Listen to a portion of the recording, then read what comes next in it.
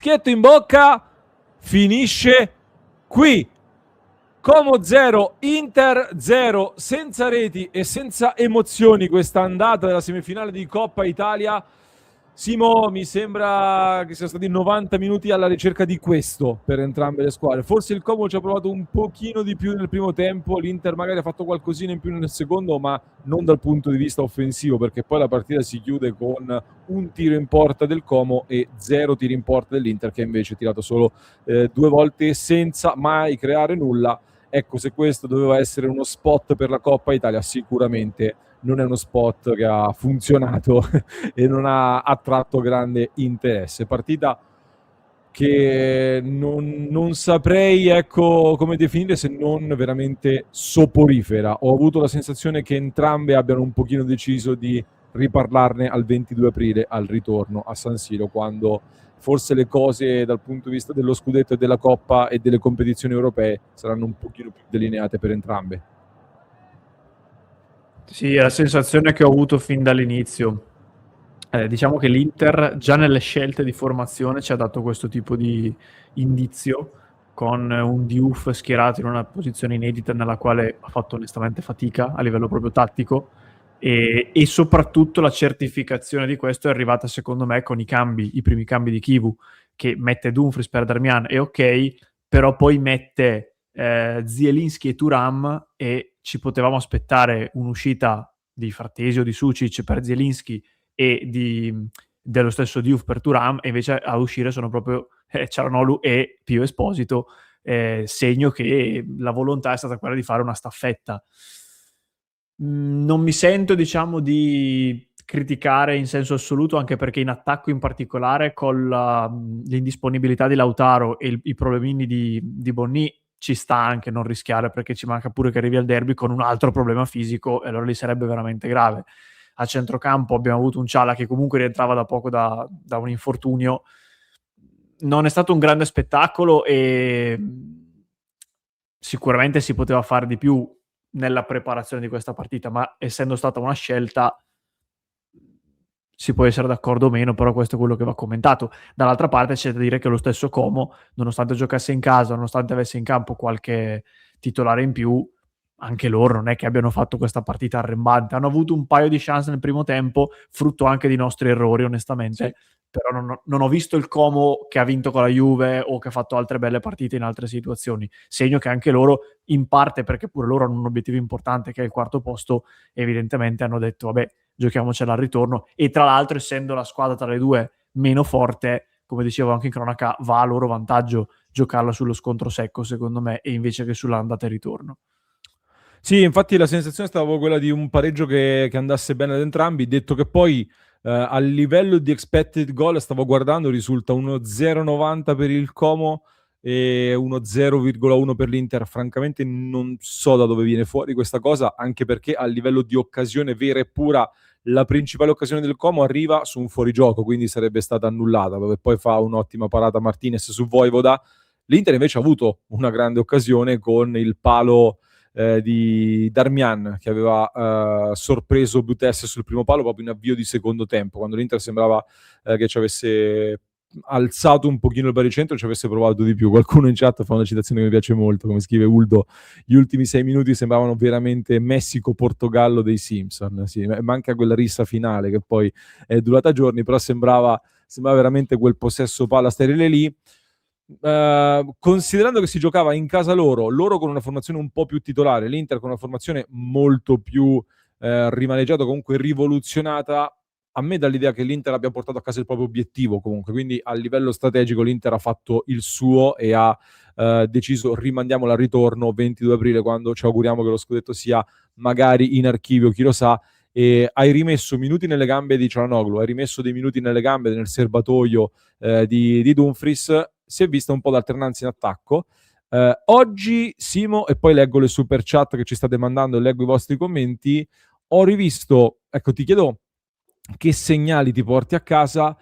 Io una cosa che vorrei sottolineare, qualche segnale di corrente elettrica accesa in Thuram l'ho vista, a differenza di un Pio Esposito che stasera è un pochino affondato in questo modulo ad una sola punta, isolato lì in mezzo ai loro attaccanti, ai loro difensori, non l'abbiamo praticamente mai raggiunto. C'è mancato proprio la qualità a centrocampo nel fare da collante tra i reparti, e io porto avanti questa statistica solo per dovere di cronaca, ma 4 partite senza Lautaro Martinez, gli attaccanti non hanno ancora mai segnato. Era solo per vedere chi si sarebbe preso questo peso offensivo in assenza del capitano. Per il momento è ancora vacante. Sei d'accordo su Thuram, e che impressione hai avuto di questo modulo quindi d'emergenza con una sola punta e Frattesi e Diouf che si sono alternati a supporto?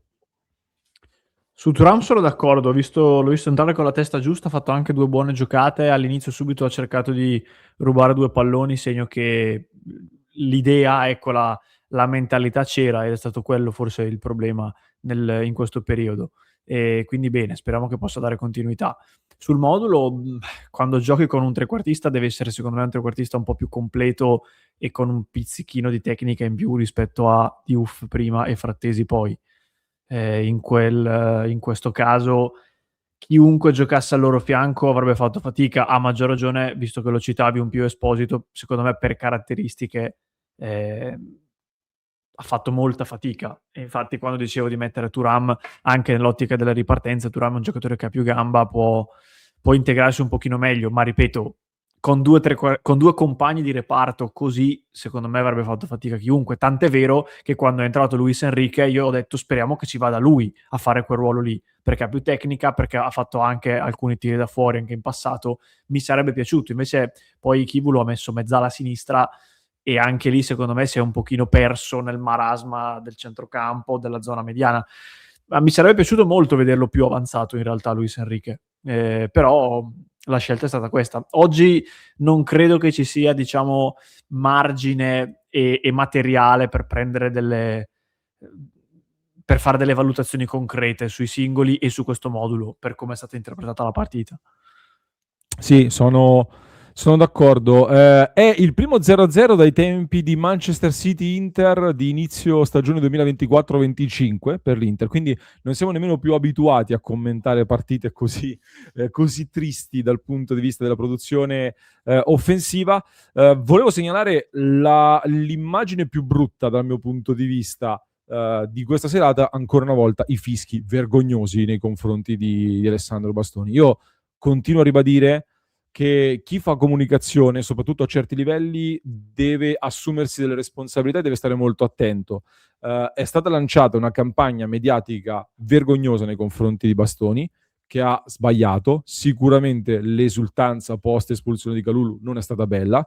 Lui stesso lo ha ammesso. Lo ha fatto 2 giorni dopo? Non lo ha fatto subito? Ok, ma lo ha fatto. C'è chi non ha mai chiesto scusa nemmeno per gesti molto più gravi di quelli che ha commesso Bastoni, sia dentro che fuori dal campo, che è ancora peggio.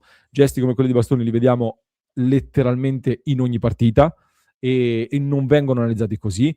È inutile che vengano i tifosi di altre squadre a dirmi noi lo fischiamo perché, non perché ha simulato, ma perché ha esultato dopo. No, ragazzi, non fate finta di essere superiori. Voi lo fischiate perché siete ciechi, siete accecati dal tifo e fischiate solo e solamente perché è un giocatore dell'Inter, perché rosicate e perché siete stati plagiati da una campagna mediatica vergognosa che non viene portata avanti su nessun'altra squadra e su nessun altro calciatore. Quindi voi che fate i fenomeni, vi sentite superiori, siete invece inferiori a tutti perché siete stati raggirati da quei 4-5 soloni che parlano in tutte le trasmissioni, in tutti i podcast. Ci sono sempre loro a lanciare questi messaggi qua senza che nessuno che riesce a ribaltare un po' il discorso. Fischi vergognosi e noi sempre più allora ci mettiamo dalla parte di Bastoni. Sono stato contento allora di averlo visto stasera con la fascia da capitano al braccio e domenica spero in una simulazione che porti al gol vittoria nel derby. Così almeno avete qualche motivo reale, anzi no, così ve la mettiamo in quel posto come si deve, visto che fate tanto i fenomeni. Cannibal, grazie, calcio champagne, no, calcio tavernello, scrive il nostro Cannibal con lo spot intrinseco. De Pica Pica dice si poteva fare questo all'andata a Bodo. Simo, forse si poteva fare questo a Bodo, che dici?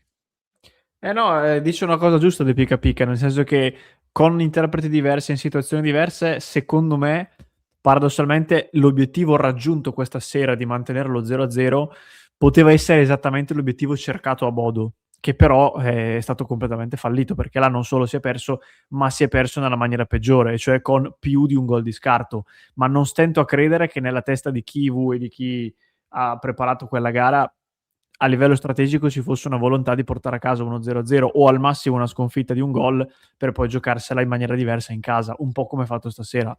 Però i calcoli sono usciti peggio in quella situazione ed è andata come tutti sappiamo.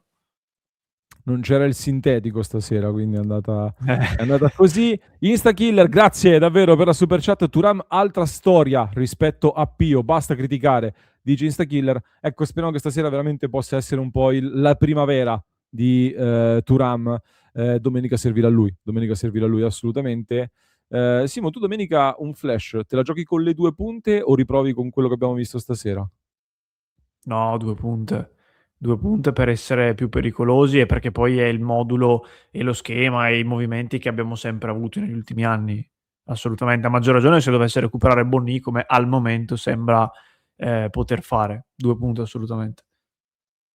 Quindi non stravolgiamo, sono d'accordo, sperando che Bonni stia bene e possa essere un'arma in più a gara in corso. Chiudiamo con Aldo che dice: tutto questo compreso il pressing mediatico, dobbiamo leggerlo solo come un attestato indiretto e un po' invidioso di stima. Sono assolutamente d'accordo. Siamo antipatici perché vinciamo, sarebbe da dire un po' in questo caso, ma bisogna poi farlo domenica sul campo nel derby, che stranamente, ovviamente, anzi, stasera ha condizionato le scelte e domenica si tirano un pochino le somme. Vi aspettiamo nei commenti, vi chiediamo di farci sapere quali sono le vostre notizie positive e le vostre notizie negative invece da questa serata. Ritorno, come detto, il 22 aprile, quando le cose magari saranno un pochino più delineate a livello di vari obiettivi. Ci si giocherà anche l'accesso alla finale di Coppa Italia in casa nostra a San Siro. Clic sul tasto iscriviti se non l'avete ancora fatto, un mi piace e vi aspettiamo nel club di Passione Inter, www.passioneinter.club.